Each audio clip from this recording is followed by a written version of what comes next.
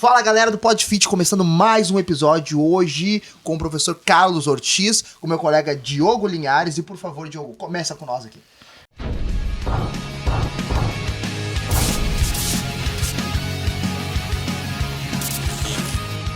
Fala pessoal, tudo certo? Estamos aqui hoje com o Carlos, né? Ortiz, obrigado já pela presença, né? Pela segunda vez aqui no PodFit, isso, Johnny? Exatamente, segunda vez. O Ortiz, fazer uma breve apresentação aqui do nosso convidado, que ele é bacharel em Educação Física, especialista em Fisiologia do Exercício e Nutrição, especialista em treinamento de força, tem alguns livros, né, Ortiz? Isso. Na área do treinamento, treinador desde 2011, isso? De atletas de bodybuilder, sim. Show. E faixa preta de jiu-jitsu, isso? Faixa preta de jiu-jitsu recente, faz umas 2 semanas que eu ganhei a faixa preta. Foi uma coisa que te trouxe muito orgulho, né? Tu fez questão de colocar ali, cara. É uma história, uma trajetória de quantos anos? Eu pratico luta desde os 6 anos de idade, né? Tenho uma trajetória grande no judô e depois o jiu-jitsu acompanhou essa trajetória.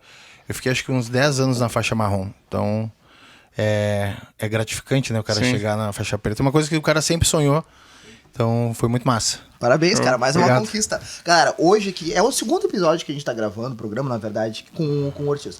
Hoje, especificamente, a gente vai trazer um pouco mais da história dele, que a gente vai perguntar, mas também iremos conversar sobre a questão de hormônios, a fisiologia dentro disso, voltado também ao esporte de força e ao fisiculturismo. E quando eu falo em relação a hormônios, a gente vai trazer a quebra de paradigmas e principalmente a quebra de preconceitos. O que a gente quer trazer aqui com um mestre dentro da área em bioquímica é entender para o que serve, o que é a parte fisiológica interessante disso. Então, para ti que é profissional da área, seja de medicina, educação física, entre outros, presta atenção agora aqui, porque essa situação fisiológica, ela serve para mim, para ti, independente de quando, se a gente vai usar ou não, ou se vamos ser atletas de bodybuilding ou não, não interessa. É entender a fisiologia por trás de ferramentas que estão na nossa mão, e principalmente na mão de treinadores do bodybuilding propriamente dito. Show. Ortiz, vamos lá então. Queria que tu contasse um pouquinho mais sobre a tua trajetória na educação física, como é que foi essa situação, porque acredito que, como tu já veio aqui no programa, né, muitas pessoas não tiveram a oportunidade de olhar esse episódio, e para não voltar lá já... Aproveita. Mas podem olhar o episódio lá que ajuda, já deixa o like, já se dá inscreve. mais um likezinho. O que acontece? Antes de entrar aqui nos bastidores, a gente conversou com o professor Ortiz e eu agradeci ele, porque além de ser uma pessoa tecnicamente muito competente a nível nacional, isso a gente já conversou aqui, ele é uma pessoa queridíssima, uma pessoa que nós fizemos questão que estivesse conosco novamente gravando mais um episódio, porque nós gostamos da pessoa dele. Quando conversamos com ele foi sempre muito acessível, muito humano conosco. E ele veio de longe para poder gravar esse programa hoje, e com a total boa vontade dele. Sim. E nesse momento aconteceram algumas coisas para quem não é do Rio Grande do Sul. Teve uma situação da enchente aqui e acabou também afetando muitas pessoas, assim como o professor Ortiz aqui. E dentro disso, para a gente não contar só histórias tristes aqui, ele tem uma caminhada de 20 anos dentro da profissão. E dono de CT, mestre, consultoria online, mentoria, cursos, livros, e a gente quer saber um pouco mais de ti, professor.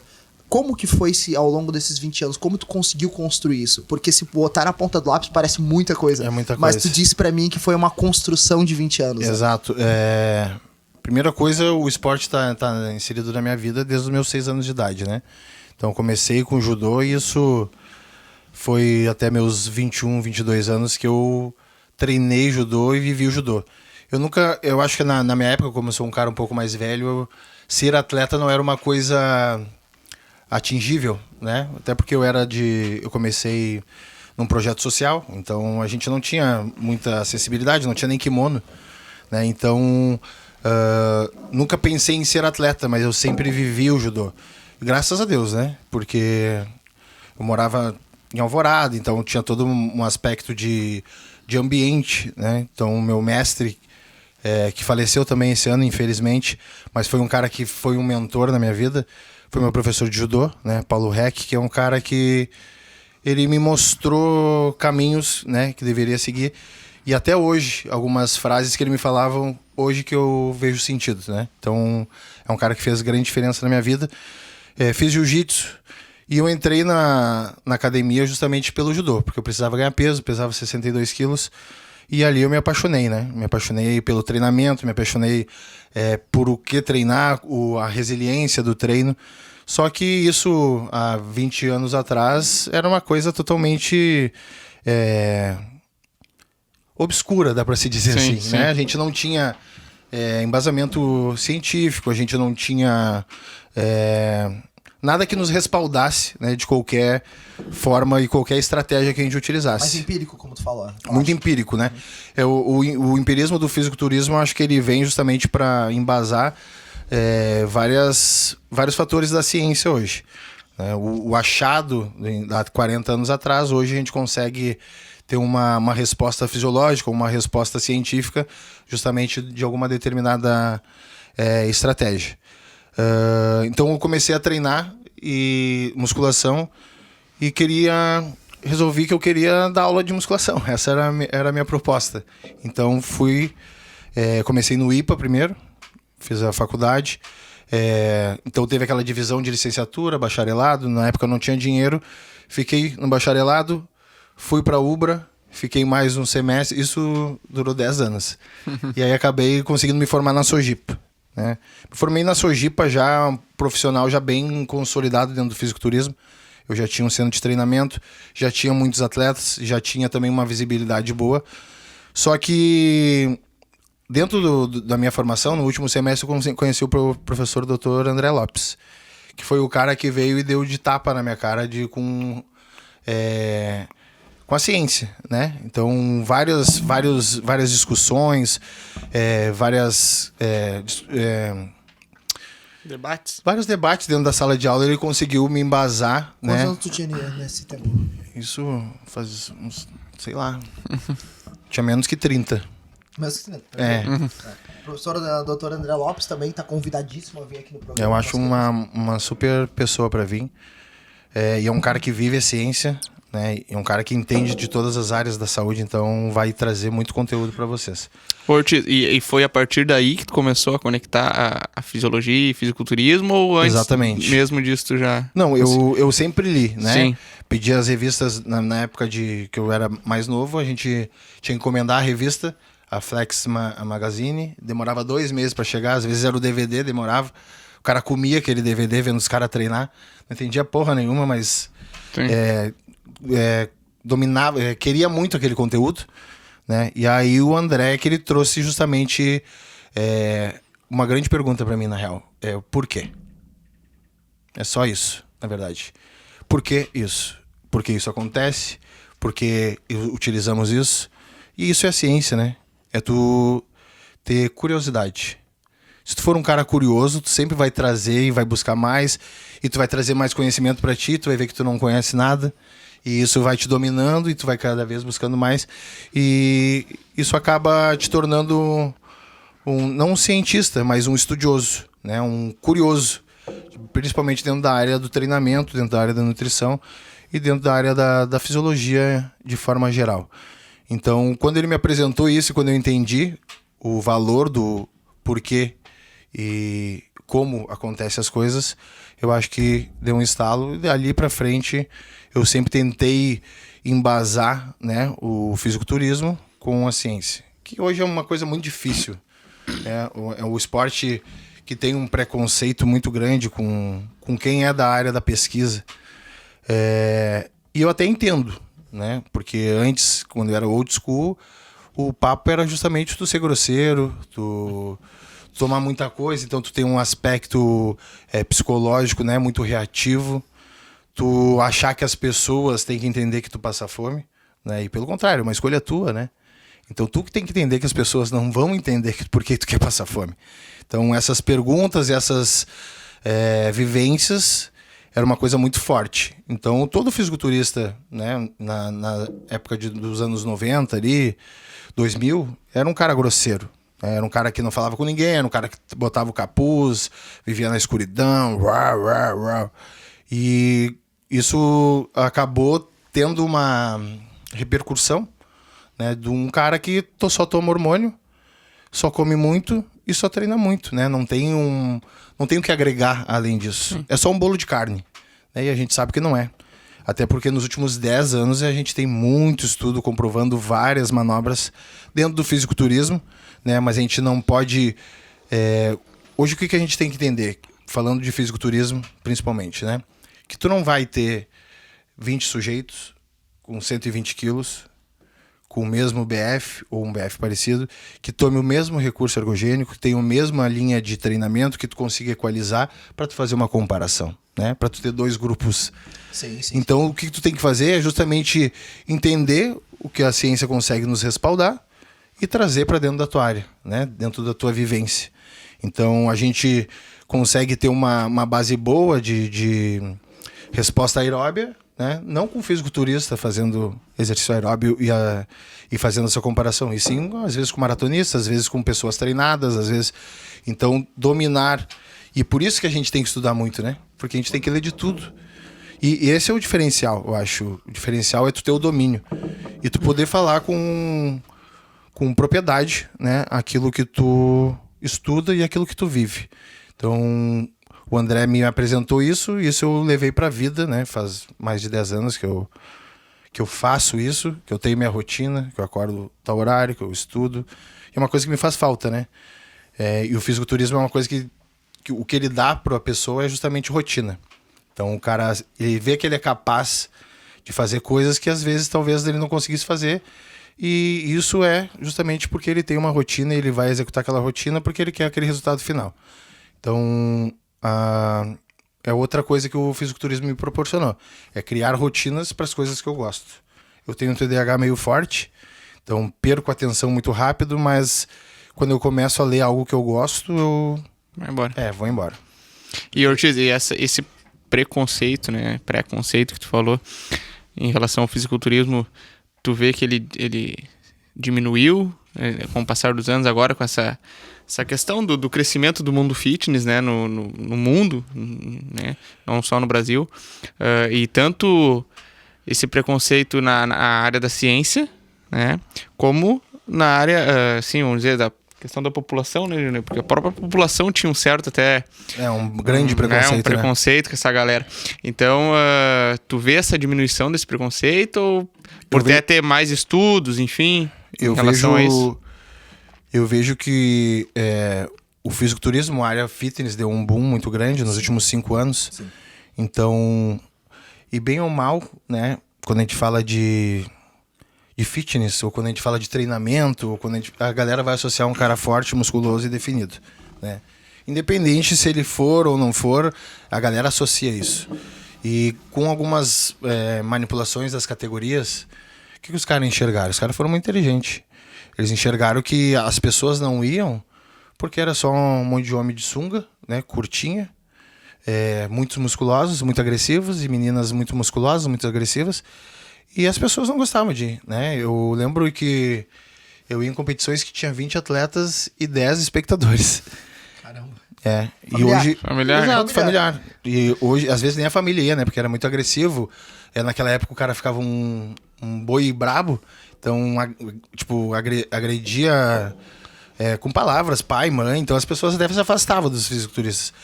E o que os caras enxergaram? Não, vamos botar algo mais harmonioso. Então, se criou as categorias fitness, que é a categoria biquíni, que é a mulher mais magra, mais linear. A men's physique, que antes era justamente um garoto de praia, né? Hoje já está em outra proporção, mas isso a gente está falando de 2011. Torna-se mais acessível, mais democrático, no caso do esporte. E é o wellness, né? Então tu conseguiu trazer a avó, a tia, o primo para ver sei lá, alguém que gostava. Que não se torna tão agressivo também. Exato, né? que ficou mais harmonioso. E isso, hoje a gente tem competições com 4.000 pessoas assistindo e 300, 500 Até porque atletas. As marcas, assim, né, Ortiz, de suplementos, enfim, começaram a investir também nesses Começaram eventos, né? a enxergar. Nesses né? eventos. Exato. Movimentou o mercado todo, Movimentou né? muito o mercado, né? É mercado de bilhões, né? Sim. Não, e a gente fala nisso e tem a parte do digital também. Porque com o aumento da questão do fisiculturismo, também dá vazão para que influencers e até mesmo essas marcas cresçam dentro do próprio YouTube, onde nós estamos, dentro das próprias redes sociais, e acabem faturando também com isso e lançando novos produtos, que não vamos discutir se é eficaz ou não, mas lançam novos produtos na prerrogativa, né, ou na sombra de um atleta, de um treinador, ou por sugestões dos mesmos ali. Mas já na parte da pesquisa, na parte da acadêmica, eu continuo vendo o mesmo preconceito, às vezes até maior, né? Porque tu não tem espaço às vezes para tu falar, mesmo tu tendo conteúdo, né? Tu não tá ali grunindo com ninguém, tu só quer mostrar um trabalho ou um espaço justamente para que tu entre, e a galera é meio ressabiada ainda. Eu até entendo, cara, se tu for ver, porque se tu pegar no YouTube, tu vê muita gente falando muita coisa que não precisava, né? Tu não precisa falar no YouTube, por exemplo, que tu tem 15 mil de testosterona. Porque teu normal é 500, vamos, 800 no máximo. E se tu pega um moleque, né, de 12 anos, mano, ele não quer saber se vai fechar o eixo dele, se ele vai ter menor crescimento, se o testículo dele vai diminuir, se ele não vai ter um bom desenvolvimento, uma boa maturação, ele vai querer ficar forte. As gurias gostam dos caras fortes, né? Então, ou um atleta profissional dizer que gasta 40 mil por mês. Mano, qual brasileiro que tem condição de gastar 40 mil?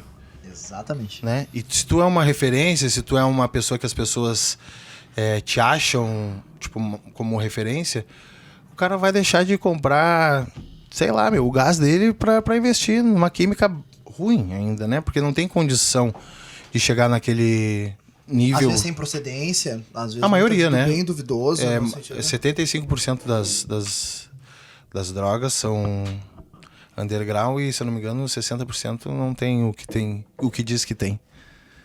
Então é um mercado que cresce, né? Mas é um mercado que não tem prevalência nenhuma. Sim. Ortiz, tu também chegou a comentar, cara, conosco aqui, tem um TDAH bem forte, e tu gosta de uma rotina, e foi a rotina associada à rotina do esporte e tudo mais que te educou e que tu conseguiu chegar onde tu chegou, com mestrado, consultoria e tudo mais. Conta um pouco pra nós, assim, como que é a tua rotina. Porque, cara, a gente acabou de falar de pessoas que influenciam. Daí, a partir do momento que aquela pessoa ali influencia, o que ele disser, eu gasto 40 mil, aquele garoto também vai querer. Então, pra quem tá te assistindo hoje e que ainda tá estudando, ou tá meio perdido, ou realmente tem um TDAH muito forte e não consegue se encontrar numa rotina, o que tu faz na tua rotina que tu consegue, de certa forma, ser produtivo pra ti? Não é pro mundo, pra ti mesmo. Uhum. Né? É justamente ter uma rotina, né?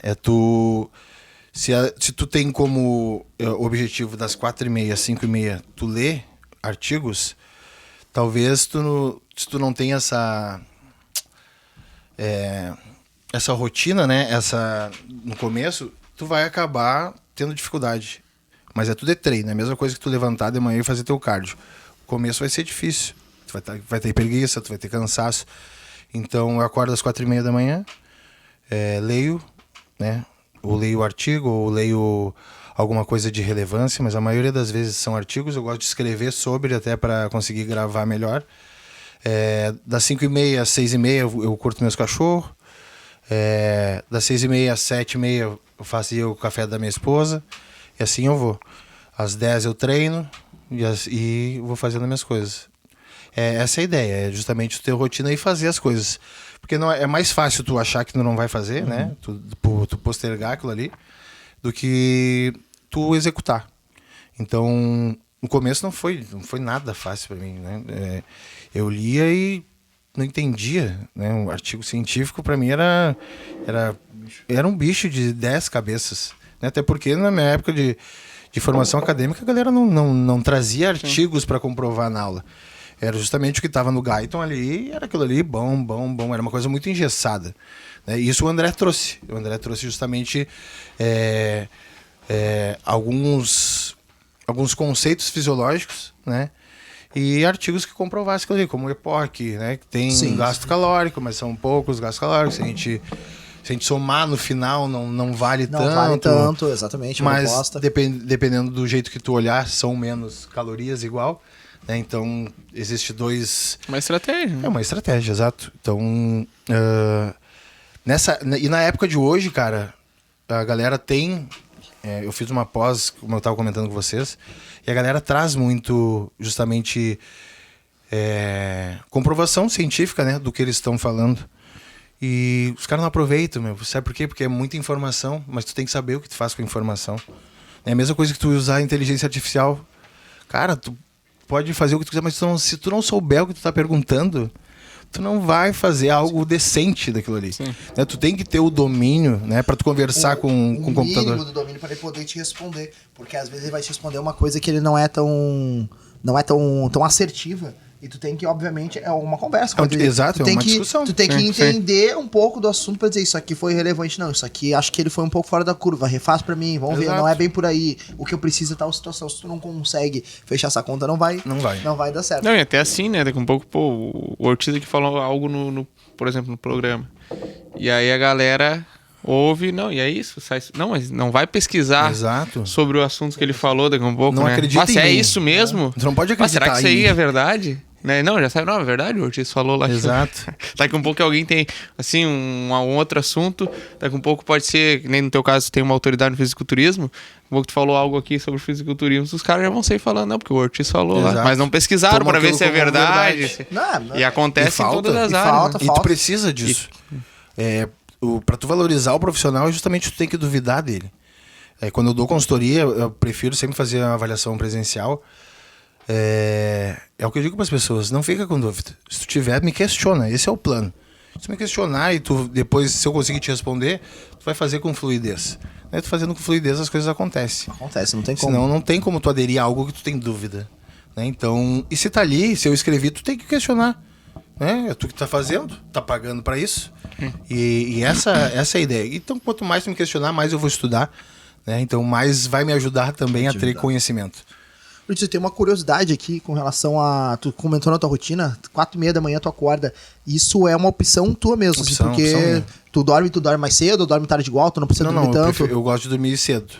Né? 8, 9, 10, depende da rotina. Aí acaba tendo...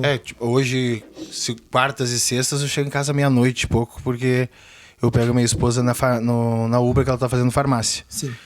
Mas mesmo assim eu acordo no horário que tenho que acordar, nem que eu durma de tarde.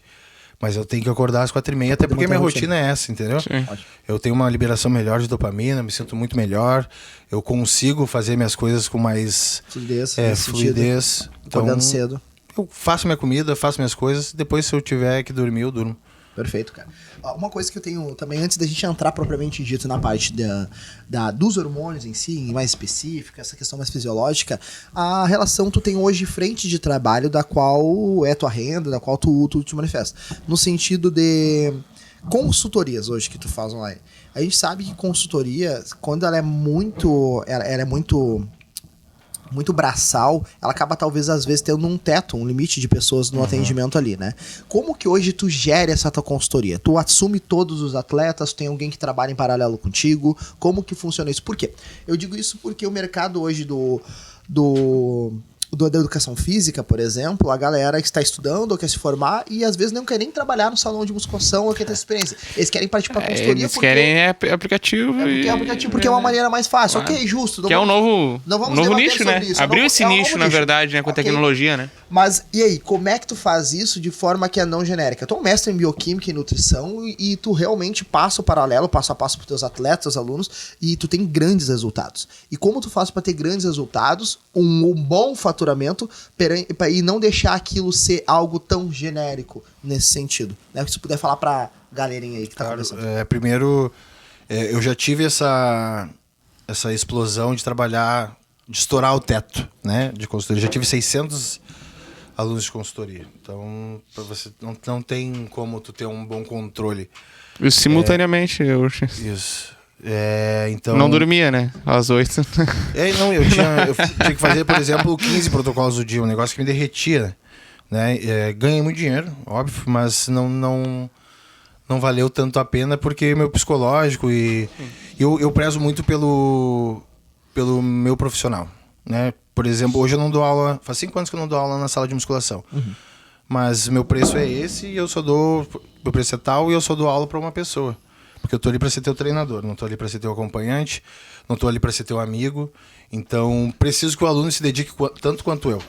Então, e é difícil tu achar alunos hoje que fazem isso e te paguem ainda. Então, quando eu parei de dar aula, eu tinha 5 alunos, eu cancelei 4 porque eles não queriam treinar e fiquei só com um, justamente porque ele gostava de treinar, dava vontade de fazer o cara ir puxar o treino dele, planejar e corrigir.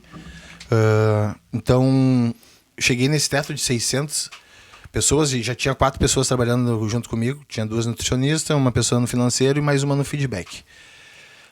Ganhamos dinheiro, mas não valeu a pena, como eu falei para vocês. Hoje eu tenho uma pessoa no financeiro, né, que vende para mim, quando tu me procura, até para ter uma resposta mais rápida. E tenho a Ana, que é nutricionista também, e ela está ali justamente pelo feedback, né? A gente faz o planejamento, prefiro sempre ser presencial. Então é uma coisa também que gera teto, né? Mas te gera resultado. Então tu pode ter a melhor fala do mundo, mas se tu não tiver resultado, não adianta nada, né? Então o resultado é o que te vende, é o que faz o teu trabalho prosperar. E fidelizar o aluno, né? A gente só fideliza aluno tendo resultado também. Então, atendo presencial, a maioria das vezes, muito pouco online, e faço avaliação. A gente faz uma avaliação física, eu faço vendo percentual de gordura, mas é o que menos me interessa. Uhum. A gente faz uma avaliação justamente de movimento, né? Avaliação postural, de compensação, de desequilíbrio.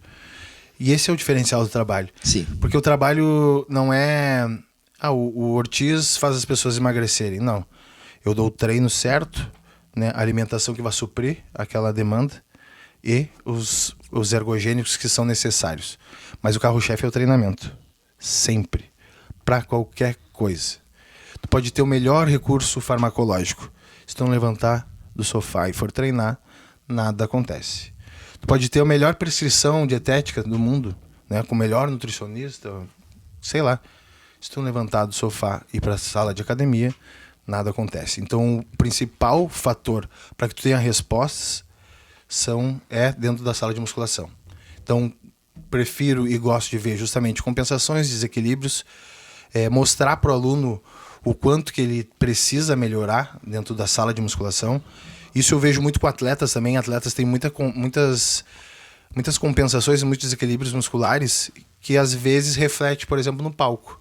Né? Tu não consegue ter um estímulo suficiente, por exemplo, na parte superior do peitoral, justamente pelo encurtamento muito agressivo. Né? E isso vai direcionar para uma falha na parte de baixo das tuas costas. Então, começa lá no peito e reflete nas costas, sim. E tu tem que entender essa parte, principalmente de transmissão. Porque hoje o que o cara vai fazer? Se tu pegar um carro torto, né, e botar mais trabalho em cima do carro torto, tu só vai entortar mais ele. É a mesma coisa do atleta. Então, hoje tá bem, hoje tá bonito, hoje tá torto, mas tá tudo certo. Beleza, mas dali pra frente vai gerar uma lesão no quadril, uma lesão no joelho, uma assimetria muito aparente, e isso acaba afetando principalmente o fator estético, né, mas fator mecânico. Se tu treinar mal, tu vai ter uma estrutura ruim. Tendo uma estrutura ruim, isso vai te levar a compensações. Mas voltando à consultoria, então tento sempre deixar claro para os meus clientes, meus alunos, que o treinamento é importante. Que às vezes tu ter um personal, um cara que te dê aula dentro da sala de musculação, é mais importante que tu ir lá e pagar minha consultoria. Porque é o cara que vai te fazer... tu tem aquele rendimento dentro da sala, né? Claro que tu tem que selecionar muito esses caras. E é uma coisa que tinha muita briga, né? Tipo, personal pegar meu protocolo e derreter. Falar mal pra caramba. Esse treino vai te destruir. Porra, tô há 20 anos, né, nisso aí. Não tenho nenhum acontecimento de qualquer coisa assim. Fatalidade. Então, não é tu em 2 anos que vai falar do meu treino. Sim. Pelo contrário, a gente tem que ser uma dupla, uma conexão. Não pode existir essa rivalidade. Não tem como. Né? Até porque o meu trabalho depende do cara. Só que o que acontece? Hoje a gente não tem muita gente que entenda de treinamento dentro da sala de musculação. Essa é a verdade. A gente não tem pessoas que entendam de movimento, de padrão de movimento, de gesto motor, de compensações musculares. Isso é importante. Né? Depois a gente vai entrar na parte mais fisiológica, na parte mais de hormonal, mas para tu tomar hormônio, tu tem que merecer tomar hormônio. E para tu merecer tomar hormônio, tu tem que ter uma exigência tão alta dentro do teu treinamento que tu precisa tomar um remédio para recuperar mais rápido. Essa é a real. Tu precisa tomar um remédio para fazer uma síntese proteica e tu ter um ganho de pico. Não é comer alface e tomar um análogo de... esqueci o nome agora. Mas um análogo de GLP-1, né? Um inibidor de apetite, para que tu consiga ter um resultado de emagrecimento. Emagrecimento é diferente de perder peso, né? E as pessoas têm que entender isso. Perder peso é justamente tu despencar peso na balança. Então tu toma um diurético, toma um laxante, tu vai perder 5 quilos. Isso não é resultado para ninguém, né? Pelo contrário, é uma agressão ao teu físico. Agora, tu manter o peso, né? E conseguir baixar o BF, melhorar padrão de movimento e enxergar aquilo no espelho, esse é o resultado. E esse é o resultado que vai ser duradouro. Não é aquele resultado de 3 meses, né? Que o cara parece um saco murcho, com um aspecto doente, né? E a gente vê que o cara tá segurado, né, no medicamento. Usa o medicamento, usa o fármaco, com certeza, mas a gente precisa justamente entender isso. Tu tem que merecer. Né? Não é simplesmente chegar lá, eu tô tomando isso, então procura um endócrino, porque eu não tô isso, eu tô aqui para performar, não tô aqui para escrever nada que nem é da... E há uma grande diferença entre tu estar ali realmente planejando algo para performar e usar uma ferramenta como algo para potencializar aquilo, do que propriamente tu usar aquilo com a desculpa de que vai ser o teu próprio resultado. É bengala, né? Que a gente chama. Tu vai usar como bengala. E vai te dar resultado, né? Vai te dar, tu vai ganhar 10 quilos, vai ficar com um braço maior, mas pode parecer uma linguiça inchada, né? E aí as pessoas não conseguem entender que é uma sinergia. É uma sinergia das drogas, é uma sinergia da alimentação e principalmente do treino. Tu tem que ter exigência para isso. E as pessoas, pode perguntar, todas as minhas palestras eu levo sempre um slide, que é justamente isso. Qual é o fator que gera maior hipertrofia muscular? O principal fator para gerar hipertrofia muscular. Então eu boto genética, né? É um fator com certeza que vai facilitar. Sim. Idade, né? Também é um fator, pensando em secreção hormonal. Sexo, né? O homem com certeza tem o maior vantagem em hipertrofia muscular. E aí quando a gente chega, eu boto em parênteses nutrição, fármaco e treinamento. O treinamento sempre é o último das pessoas falar. E é bizarro, né, cara? E a maioria é educador físico, é profissional de educação física. Os caras não acreditam no trabalho deles. Cara, e uma coisa que eu falo também, eu sei que eu vim falar de fisiculturismo, mas eu sou profissional de educação física antes de qualquer outra coisa. E eu estudo treinamento, né? E o treinamento é o que move a minha vida. O profissional que deveria ser mais bem pago dentro da área da saúde é o profissional de educação física. Se todos fizessem o que tem que ser feito, né? Que é passar o treinamento para as pessoas. Hoje a gente sabe o quanto de vantagem o treinamento traz, né? E quanto benefício traz para a saúde, né? Autonomia na velhice, tu poder andar sozinho, tu poder ir no vaso sozinho, tu poder tomar banho sozinho quando tu é idoso, né? A gente sabe hoje o músculo, né? Ele é um órgão secretor de hormônios, irisina, né? Que é um hormônio potente para vários fatores, para vários tecidos, né? Tem ação no tecido adiposo marrom, então tu consegue ter uma melhor metabolização desse tecido. Tem fatores hepatotóxicos, renais, pancreáticos, intestinais, e tudo isso com uma molécula ou com um hormônio que é secretado através da contração muscular. Então, contração muscular hoje é saúde. E por que não é divulgado isso? Porque é melhor tu vender remédio do que tu pregar atividade física. Claro. E exercício físico é diferente de atividade física, né? Sim. Pode limpar a tua casa, beleza? Mas exercício físico é algo programado para ti. E se o profissional da área de educação física entendesse isso, as pessoas iam entender. Mas para que as pessoas entendam isso, tu tem que valorizar. E não é valorizar só a tua hora-aula, né? Eu acho ridículo alguém dar uma aula R$20, mas não é isso. É valorizar o teu conhecimento. Se tu estudou 5 anos para aquilo ali, te dedica a esses 5 anos e tenta ser o mais foda desses 5 anos. Foda-se. Tu tem que tentar e tu tem que ser o mais foda. Ser o mais foda da sala de musculação, ser o mais foda da tua hora, do espaço que tu tá trabalhando. Hoje o cara que trabalha dentro da sala de musculação e diz que não consegue ter personal, ele é um total incompetente. É o cara que tem mais acesso às pessoas. É o cara que tem mais acesso às pessoas, para as pessoas enxergar o trabalho dele. E o cara vem me dizer que não tem... Ah, não, tá ruim. Porra, não tá ruim, meu. Tu que é ruim, na verdade. Ele tem muito mais acesso que o próprio personal que tá do lado, ou até mesmo do cara que tá na consultoria. Por quê?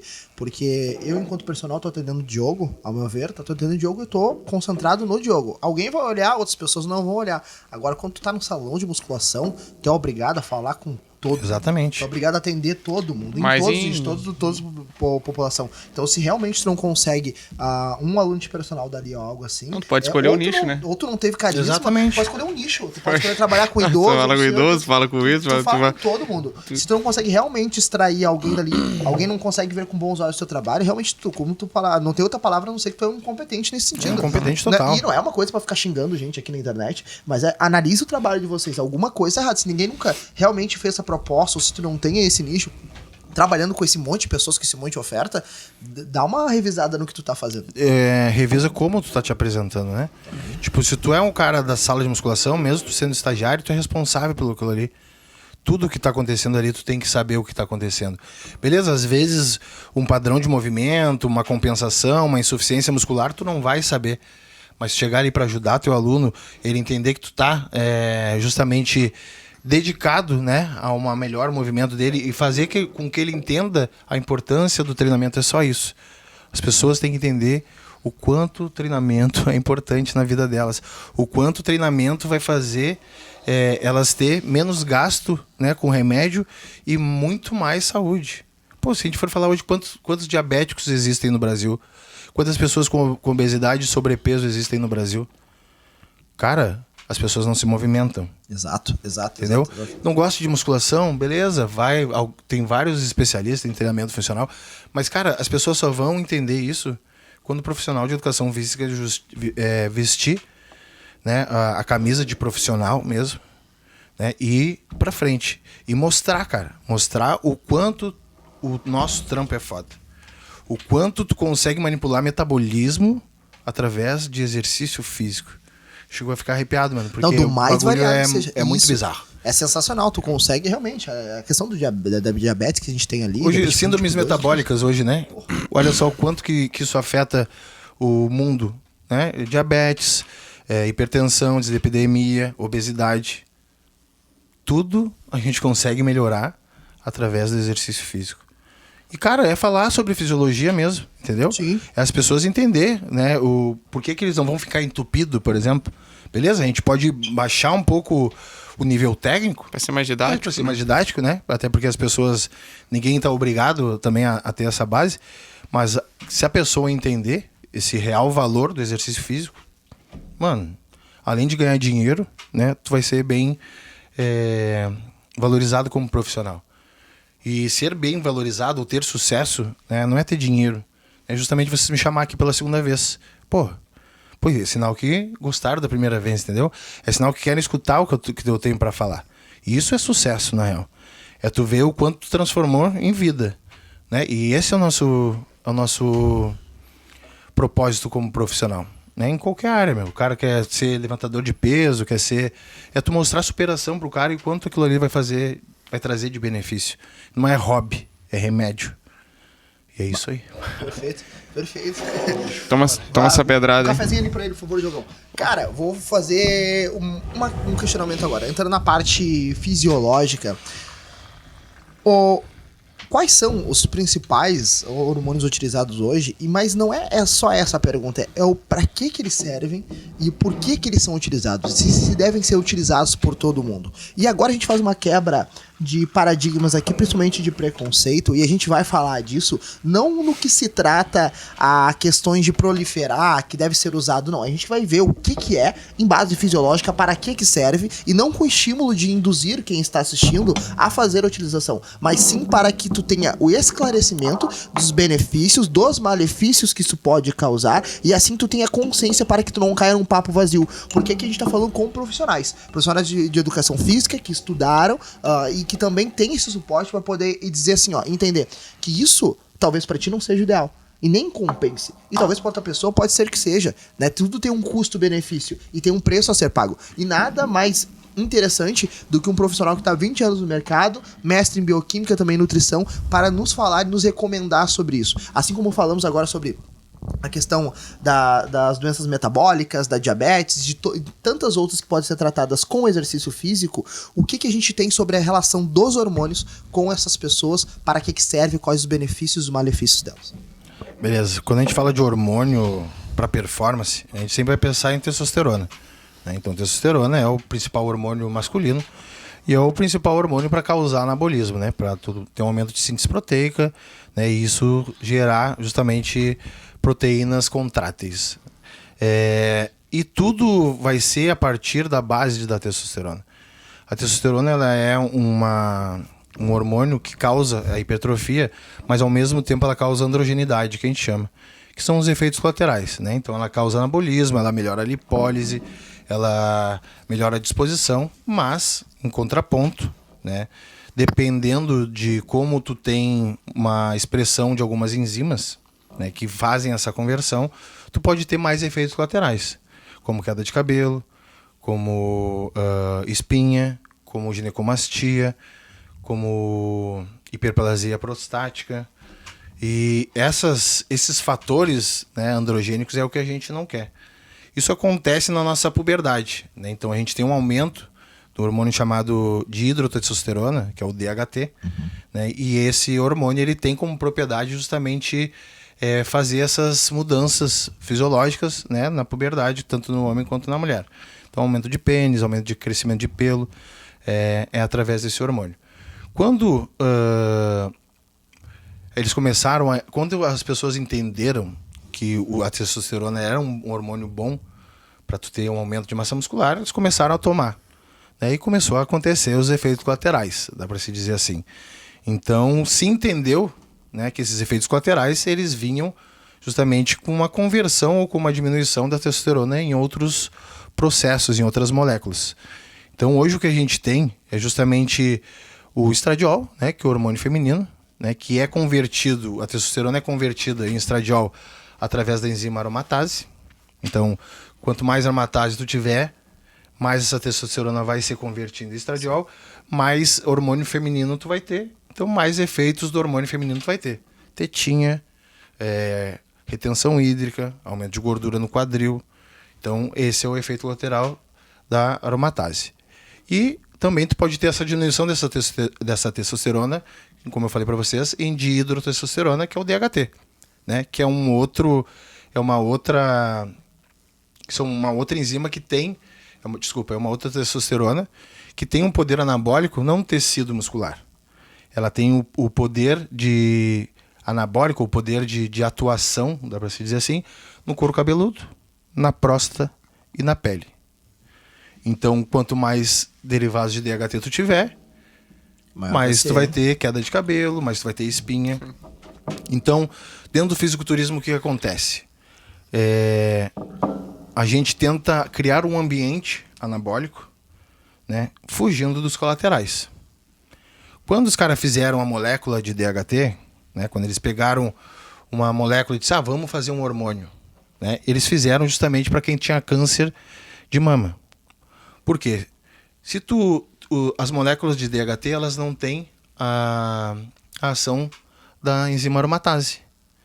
Então eles criaram uma molécula, né, através do DHT, que não tem a ação da aromatase.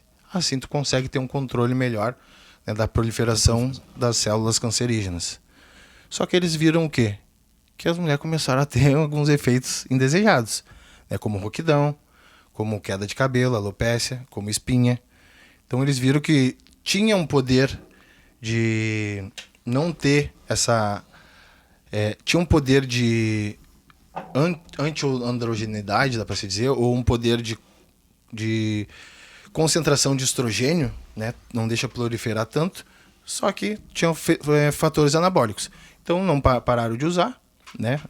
Até porque não queriam ter esse colateral, mas viram que isso poderia ter para quem gosta de, ou para quem quer, né, ter um ganho muscular melhor. Sim. O DHT, os derivados de DHT, que é o Masteron, oxandrolona, estanozolol, primobolan, são vários que a maioria toma, eles têm como fator principal é deixar o ambiente anabólico, o teu corpo, a tua fisiologia, com mais probabilidade de perder massa muscular do que fazer tu ganhar massa muscular. Então, o que acontece? A gente faz hoje o quê? A gente deixa um ambiente anabólico, uma testosterona base, né? Então, a testosterona ela não precisa ser uma dose muito alta e começa a trabalhar com análogos, por exemplo, né, de DHT, que é uma droga que existe essa conversão, mas não tem ação da aromatase. Então, dependendo do perfil fisiológico do cara, se é um cara que já tem uma predisposição, né, já tem uma tetinha, se é um cara que já tem um acúmulo maior de gordura na região abdominal, no glúteo, não tem por que tu usar só testosterona, que é bem provável que esse cara vai começar a converter, né, e vai ter os efeitos colaterais. A mesma coisa que em obeso. A gordura, né, a célula adiposa, ela tem muito mais afinidade com a enzima aromatase do que com a própria testosterona. Então, o que adianta tu dar testosterona para um cara obeso? Ele só vai converter mais em aromatase. Ele vai ter mais circulação de estradiol, né? Ele vai ter mais ginecomastia. Ele vai ter pouco poder anabólico. Da mesma forma, eles modificaram outra molécula, né? Desculpa, outra molécula não. Modificaram a molécula de testosterona em outra região, que é os 19-NOR, que é uma molécula... a molécula de testosterona ela foi modificada no carbono 19. Então eles tiraram o carbono 19 e isso deixa essa molécula parecendo uma progesterona, que é um hormônio feminino também, né? Mas ela tem um poder anabólico da testosterona. E essa molécula ela tem pouca interação ou quase nenhuma com outras conversões, né? Por exemplo, por ela ser um derivado de progesterona, ela não tem tanta conversão em estradiol, né? E nem em DHT. Mas por ela ser uma molécula de progesterona, ela pode afetar a tua prolactina, que também é um hormônio que faz as mulheres aumentarem, né, a produção de leite. Sim. Então, isso leva à ginecomastia também. Então, falei de 3 famílias aqui, né? Testosterona, derivados de DHT e 19-NOR. Às vezes as pessoas, mas tu tá tomando 3 coisas. Sim, tu tá tomando 3 coisas para tu não ter efeito colateral. Não quer dizer que tu tá te entupindo, né, de hormônio. Desculpa que eu me bati. E a sinergia dessas famílias... Entre eles que vai te causar que é o que tu vai conseguir causar um ambiente mais anabólico, um ambiente mais androgênico, né? E tudo isso ainda é associado à fase que o cara tá. Se tu tá numa fase de booking, uma fase de ganho, onde tu tá comendo mais, né, tu não precisa tomar tanta droga, por exemplo. É só tu deixar uma droga base e fazer tu treinar de verdade, né? Hoje a gente não vê isso, né? A gente vê um abuso e uma falta de conhecimento bioquímico e químico mesmo, sabe? Num ciclos assim que tu não sabe se o cara tá querendo vender hormônio pro cliente ou se ele é burro mesmo o suficiente para fazer aquelas merda, né? Mas tem bastante coisa.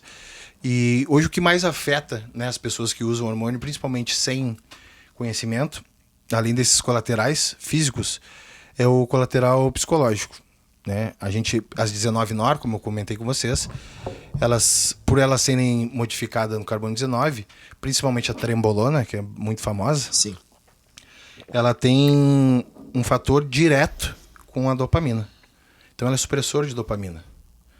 Então, por exemplo, tu começa a tomar hormônio, tu fica super-herói, conforme o tempo vai passando, né, tu começa a ficar depressivo, além de tu ter uma ação direta, né, de acúmulo de glutamato nas nossas amígdalas cerebrais, que é justamente um núcleo, né, dá pra se dizer assim, que fica no nosso cérebro, que é responsável por comportamento.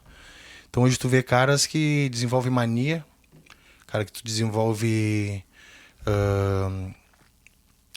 agressividade, cara, qualquer coisa, na verdade, psicológica. Tipo, eu já vi cada coisa, tipo, da menina, o cara ser casado com a mulher, por exemplo, e que a mulher conversando com um amigo, né, de tempos, e o cara noiar que a mulher tá traindo ele, umas coisas assim.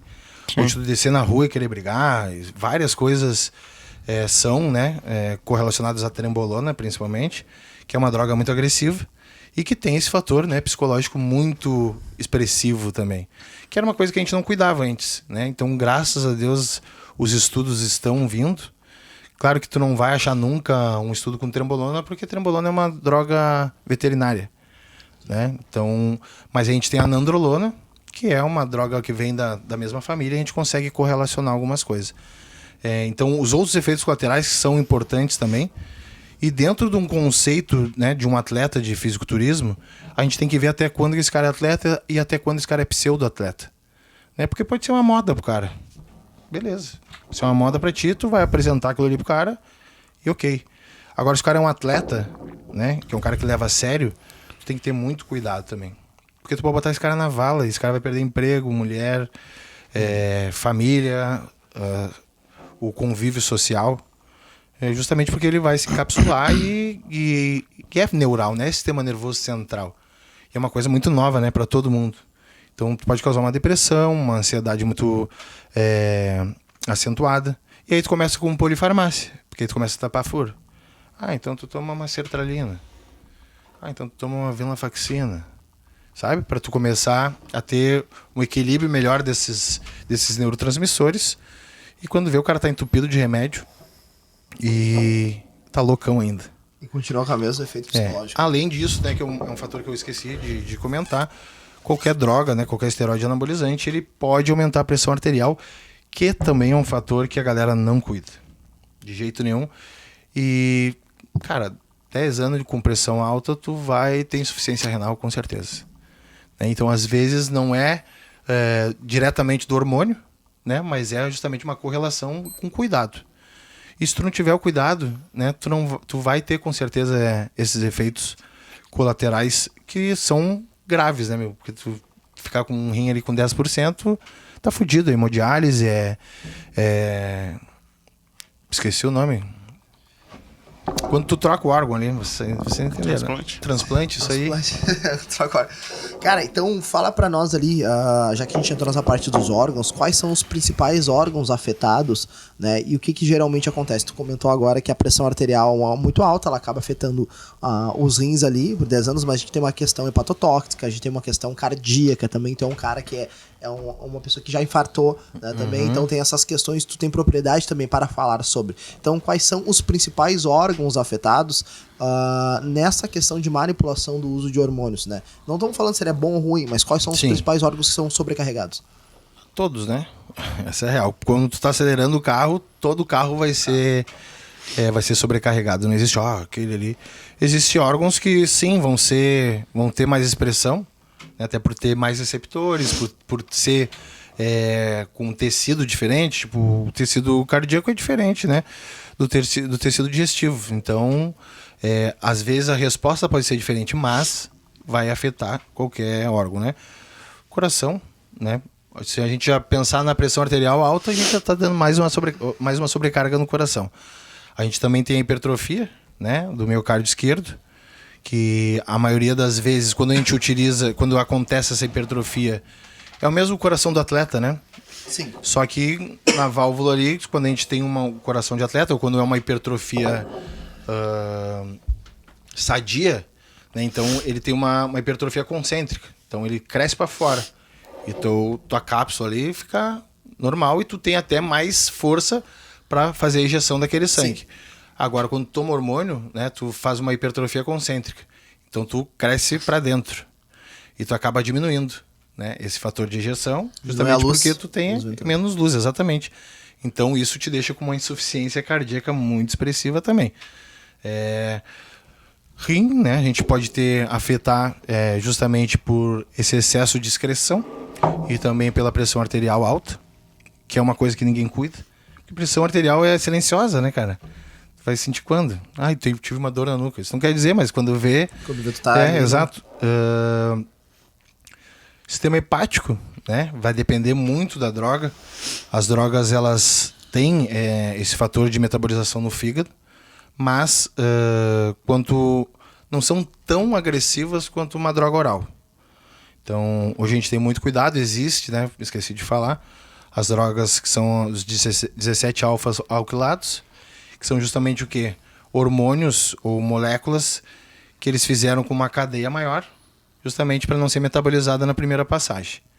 Porque se tu só tomar o hormônio ali, ele vai ser metabolizado na primeira passagem, não vai ter influência nenhuma para hipertrofia. Então, são drogas muito mais hepatotóxicas, são drogas que eu não costumo usar muito, e hoje dentro do fisiculturismo são drogas usadas como pré-treino, justamente porque ela tem a capacidade de aumentar a tua liberação de cálcio dentro do treino. E isso acontece o quê? Potencializa mais o treino. Potencializando mais o treino, tu tem mais ação mecânica, mais cisalhamento, mais adaptação para hipertrofia. As pessoas acham que não, que é a droga que faz o... Não, ela tá ali justamente para quê? Para fazer tu treinar melhor. Ela não tá ali para fazer recuperação de tecido, não. É justamente para tu ter mais pico de força. Então, se tu tiver uma periodização bem distribuída, quando tu chegar no momento certo de fazer força, tu vai ter esse pico. Talvez tu nem precise de usar droga. De cálcio, etc. Ali. Bacana, bacana mesmo. Ortiz, Diogo, tem alguma pergunta agora aqui específica? Não. Não, tranquilo? Tá. Não, tranquilo. Não, Cara, eu tenho. Depois dessa aula aí. Tivemos uma aula com relação a hormônios. E já pra ir pro bloco final do nosso programa. Deixa eu só terminar os hormônios. Por favor. Quando a gente usa, né, os hormônios também, isso é uma coisa que a gente precisa levar como conhecimento. A gente tem um feedback negativo, né? Então a gente tem a supressão de eixos. Então a gente tem o hipotálamo, né? O hipotálamo, ele sinaliza a hipófise, né, que vai liberar hormônios específicos, como o LH e o FSH. E esses hormônios vão ter ação ou no testículo ou nos ovários. Então até a liberação de LH e FSH é normal, é igual, dá para se dizer assim, tanto no homem quanto na mulher, né? O que acontece? O nosso corpo ele é inteligente demais, né, para estar com uma sobrecarga. Quando o nosso hipotálamo ele entende que existe muita testosterona circulante, ele para de mandar justamente esse estímulo para a hipófise. Tu para de produzir o LH e o FSH, que são hormônios que fazem tu produzir a testosterona lá no testículo. E isso é o que leva justamente ao suprimento de eixo, né? Que a galera diz, eu tô com o eixo suprimido. É justamente essa falta de estímulo no teu testículo que tu não faz a produção de testosterona natural. E isso pode te levar a uma atrofia do testículo, né? Hoje a gente tem métodos justamente, mesmo tomando hormônio, justamente para deixar uma saúde testicular melhor, com outro medicamento. E hoje existe fisiculturistas sendo pai no meio de tratamento, né? Sim. Justamente porque a gente conseguiu entender, a gente vai trazendo aquilo que eu falei para vocês, né? O HCG é um hormônio... acabei de falar o nome do hormônio. O HCG, que é o utilizado, é o hormônio que a mulher expressa quando está grávida, né? Então a gente vai conseguindo agilizar isso e ver e trazer uma saúde para o atleta mais expressiva. Porque medicamento sempre vai ter colateral, né? Sim. Vai depender o quanto tu é responsivo para esse medicamento ou não. E quando a gente fala de fisiculturismo, né, existe muito essa parte fisiológica, né, e de manipulações, justamente para tu fugir dos colaterais e tu usar alguns inibidores e tu entender como tu faz justamente a volta desse eixo. E eu acho que é isso que é... Eu acho que é isso que é tão agressivo para as outras pessoas que não são da área, né? Sim. Claro, tu vê um cara de 140 quilos, né, um bolo de carne, é agressivo já só de tu olhar pro cara, né? Tu vai associar que aquele cara toma hormônio, Sim. né? Mas tu entender que o caminho desse cara para chegar nesse bolo de carne é doloroso, né? Ele não é só o hormônio. O hormônio está ali para potencializar, com certeza, mas o hormônio não faz tu levantar da cama, o hormônio não faz tu ter a rotina de fazer todas as tuas refeições, de tu passar fome. O hormônio ele tá ali justamente para potencializar resultados. E mais uma vez, né? Para tomar hormônio a gente precisa merecer. Imagina todas essas diferenças ou essas adaptações metabólicas para um cara de 60 quilos. Ou um cara que começou a treinar há 1 ano. A gente tá falando de atleta avançado, né? Sim. Quanto mais treinado tu for, menos treinável tu é. Sim. Então, é por isso que existe metodologia de treino, né? Por isso que existe variação de metodologia, de drop set, biset, rest pause, justamente para que a gente consiga aumentar ou ter um volume alto, né? Quando a gente fala de hipertrofia, com uma carga alta. É a mesma coisa na parte de hormonal, na parte fisiológica. Né? A gente tem as manipulações justamente para que tu não tenha uma adaptação ou para que tu tenha menos efeitos colaterais. Perfeito. Eu teria que ter um palio e colocar 200. Exato. O motor Andar vai 200 por fundir. hora num palio, Uma hora ele vai dar PT. uma hora vai dar ruim. Gente, é legal de discutir sobre isso porque nós entendemos de uma forma basada e fisiológica e não, de certa forma, com preconceito, a gente consegue entender benefícios, malefícios, a questão de eixo hormonal, inibições, se isso vale a pena ou não, mas é uma coisa que está no meio do mercado, é uma coisa que o fisiculturismo e o próprio boom que deu até na própria pandemia, ali nesse momento, que teve nos últimos 5 anos, por exemplo, um crescimento abrupto do esporte, do fisiculturismo como um todo, e do meio fitness, né, também. O fitness eu acho que acabou... não o fitness, né? Mas as pessoas acabaram meio que banalizando, né? Eu ia falar isso agora. Uhum. Hoje é muito fácil tu comprar um hormônio, tu entra no Facebook, no Instagram. Hoje é muito fácil tu pagar um protocolo aí, sei lá, 50 pilas, sabe? Um cara que não tem fundamento nenhum. Um cara que fez uma preparação, ele foi atleta, né? Ele foi soldado. Ele não foi comandante. Exato. Boa referência. E é fácil, né? Se tu for ver, dar consultoria é fácil, cara. Se tu der, sei lá, um cara que pensa pouco, 10 consultorias, 150 pila, 1.500 no mês, a mais, sem sair de casa. Né? Mas não é isso. É justamente planejamento. Que é o que faz a diferença. É planejamento. E a diferença é resultado, né? Sim. Com certeza, cara. E voltado a isso, a questão de resultados que a gente tá falando, só para que a gente tenha um bate-pronto, assim, as questões das técnicas hoje. E a gente vai falar drop set, rest pause e super série, entre outros ali. Ele é um fator crucial para a hipertrofia ou não necessariamente? E outro, né? Se a gente puder explicar de uma forma interessante para nossa audiência, qual o fator que gera a hipertrofia? É necessário que a gente chegue à falha concêntrica, aquele estilo no pain, no gain, ou não é necessário, existem outras estratégias? E agora, pegando não um público só da educação física, mas um público no geral. O que a ciência nos embasa hoje que é dose e resposta, né? Uhum. Então, quanto maior volume, melhor a hipertrofia muscular, ok? Mas o que a gente tem que entender? Que esse volume ele é equalizado, ou ele é, pelo menos... direcionado, né, com intensidade, que é carga. Então tu não pode, se tu é um cara de 6 meses de academia, tu tem que estar fazendo terra, agachamento e supino, né, justamente para adquirir força e estrutura para que tu aguente uma manipulação mais forte. Né? Não adianta tu querer começar com o treino do... Que é o básico, né, hoje? Exato.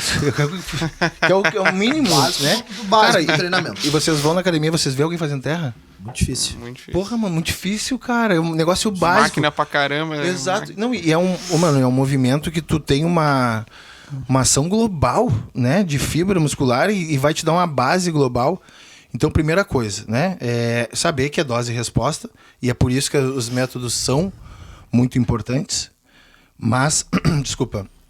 Mas, para que tu chegue nesse nível, tu tem que primeiro aprender a treinar. Tu tem que ter uma base boa de treino. Então, é força mesmo. Então, o que ele faz? Tem que aprender movimento. Não, primeiro ele tem que ganhar força. Né? Tu ganha força agachando, fazendo supino e fazendo terra. Dentro daquilo ali, tu vai ver quais são as dificuldades ou o que tu vai direcionar dentro do treino. E aí tu começa a botar justamente volume com proporção à intensidade. O que tu não pode é justamente ver os caras fazendo com os cotonetes 50 movimentos. Não, causando resistência muscular. Né? Não tem por que tu fazer isso. Tu tem que justamente buscar esse maior volume de repetições. Hoje, se eu não me engano, são 40 séries que no último estudo, ou mais que 40 séries ainda gera hipertrofia. Então não conseguiram chegar a um número... ao número tem uma X. receita de bolo, assim, também. Quanto mais, por exemplo, tu fizer, mais tu vai ter hipertrofia. Dependendo da relação intensidade, mas tu vai ter. Né? E os métodos, eles vêm justamente para ajustar essa fase, né? Porque a gente é muito adaptável. Né? Tudo que a gente vai fazer, a gente vai acabar se adaptando. Nosso corpo vai buscar a homeostase. Né? A mesma coisa que eu falei aqui do feedback negativo. Se a gente tem muita testosterona, para de produzir. A mesma coisa, se a gente está muito tempo no mesmo treino, a gente vai entrar num platô. Né? Então, os métodos eles vêm justamente para qualificar e para nos dar esse estímulo diferenciado para que a gente gere hipertrofia muscular, com bastante volume e com bastante carga. Se a gente for ver o que é o rest